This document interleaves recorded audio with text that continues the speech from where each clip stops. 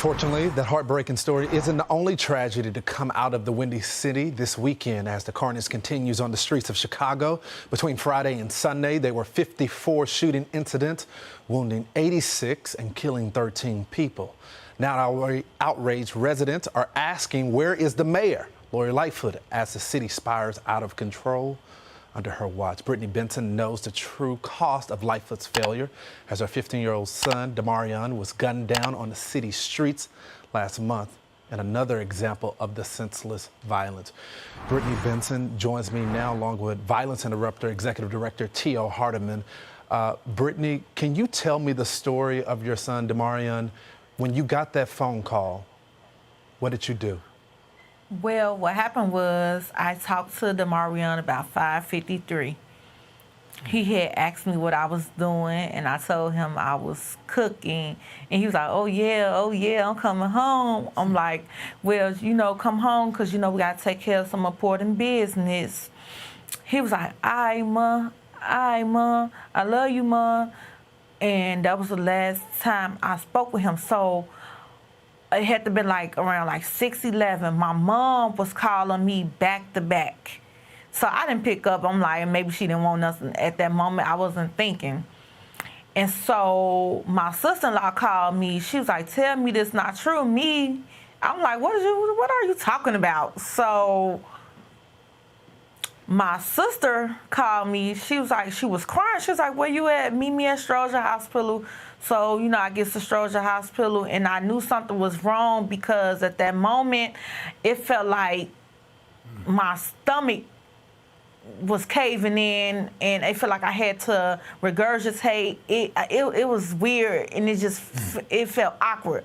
Like I knew something was wrong, and then 30 minutes later, they told me he was deceased. Brittany, you said that he was your eyes. Yes, I was born with a condition called congenital glaucoma, and he was everything. And he was his mama's eyes. I want to go to you, T.O. You have been on the streets for a while, talking with the community, trying to bring some type of justice in that city. What do you think it would take right now to end the violence in Chicago? Well, first, I just want to send my condolences out to Officer French and her family. And also with Brittany, what I plan to do here is assign 5 of my staff to Brittany 24 hours a day to help her, take her to the store because she lost her son. Her son served as another set of eyes for her. So I plan to allow some of my staff to take her to the grocery store and help her when she runs errands, number one.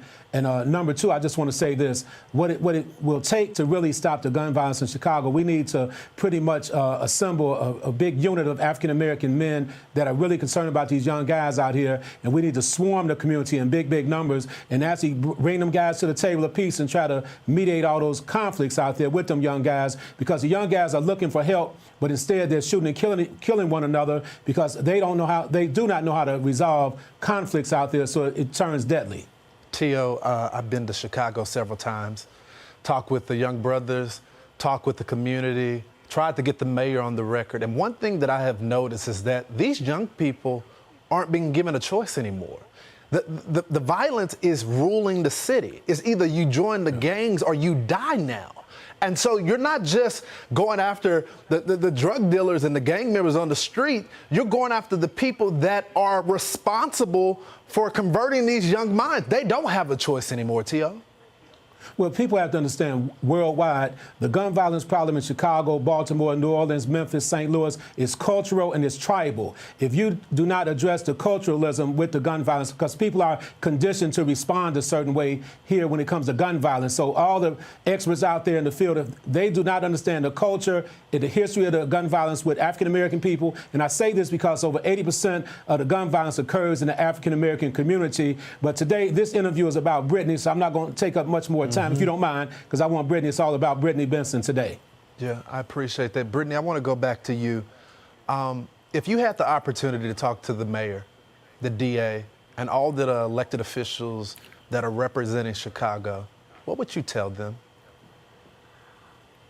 What I would tell them is they need to do better. I don't have no problem with Mayor Lightfoot. I think she's a nice person. I don't know her personally, but I feel like she could do better, but it's like, how could she do better when all this stuff is going on in the communities?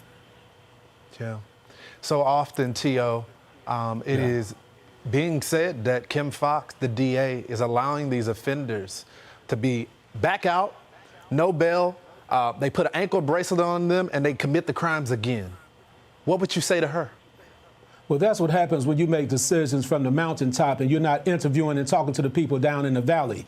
A lot of people have been released from prison. Well, put it like this. They've been released from the county jail on electronic monitoring. Some of the guys have repeat offenders, gun offenders. So when they are released, they go out and shoot and kill somebody while they're out on bond or electronic monitoring. That's not right. So Kim Fox should stop making decisions from the mountaintop, come down in the valley and talk to the victims of crime, like Brittany Benson lost her 15-year-old son. And right now in Chicago, over 100 young people under 15 years old have been shot in Chicago. And so far to date, over 460 people have been killed in Chicago, over 2,600 people shot to date. It makes no sense. That's what's going on in Chicago. We need a total new strategy to be implemented here in Chicago right now. Well, I tell you, brother, I appreciate the work that you do. Miss Benson, I want you to know that you're loved. And as long as I'm at Fox News, I will continue to cover these stories. I will continue to show up in Chicago and highlight this because it matters to me. That could have been me. That could have been someone that I love in Chicago, and it has to stop. And I know a lot of people watching this show feel the same way. Thank y'all so much for coming on the program tonight. Appreciate you. Hey, Sean Hannity here. Hey, click here to subscribe to Fox News YouTube page and catch our hottest interviews and most compelling analysis. You will not get it anywhere else.